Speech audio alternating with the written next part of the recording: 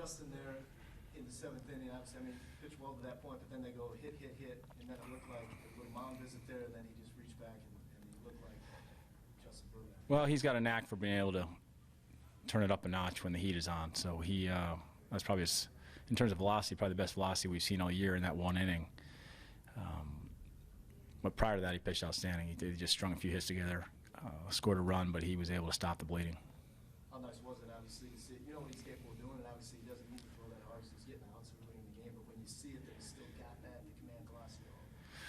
Yeah, I mean, it's one of those precarious situations for a manager, because if you leave him in and it blows up, it looks like the wrong decision. If you leave him in and it works, it was the right decision. If you take him out and bring someone else in and it blows up, it was the wrong decision. And you know, if bring someone else in and it works, then it was the right decision. So, but I was pretty confident in the way he had attacked the previous hitter that he'd be fine.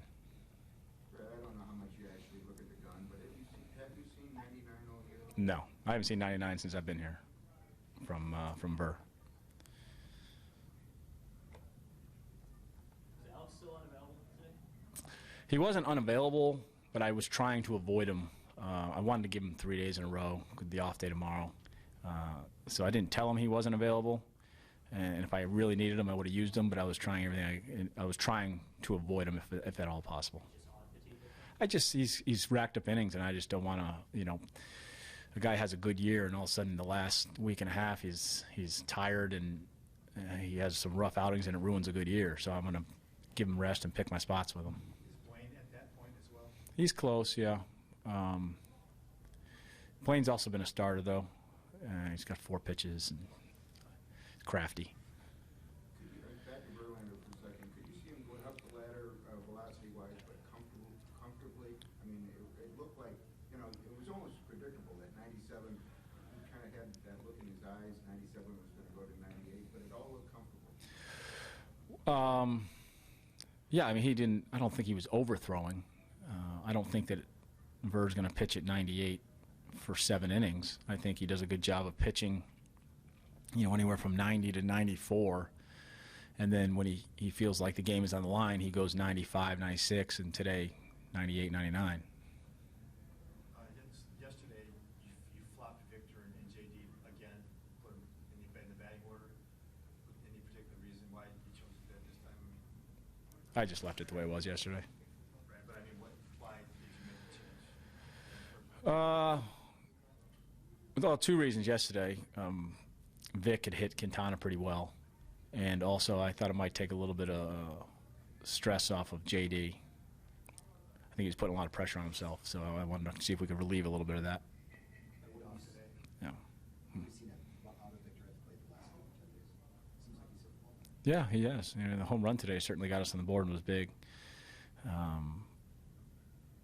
You know, we've looked at a lot of things with Victor, and he's, you know, despite the off year for him, things have trended upwards in a number of categories in the second half. Has he gotten out of some of the bad habits?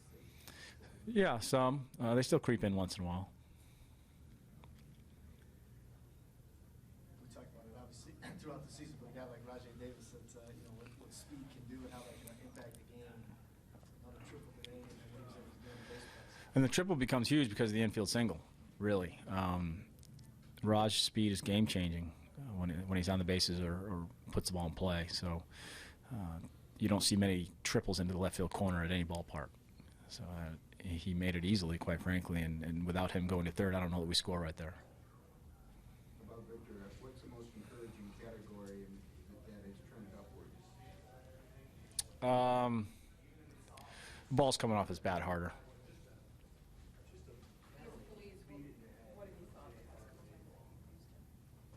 Last couple times, he pitched well.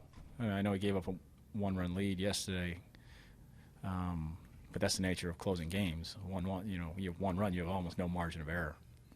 And today he did a nice job. Fair to say that with Rondon, maybe for Phillies or Wilson in a closer's role, it's kind of an audition for them heading into next year as well. You know, I don't know if it's an audition for them for next year, but we feel comfortable with those guys, as comfortable with those guys as we do with anyone down there pitching in the 9th inning.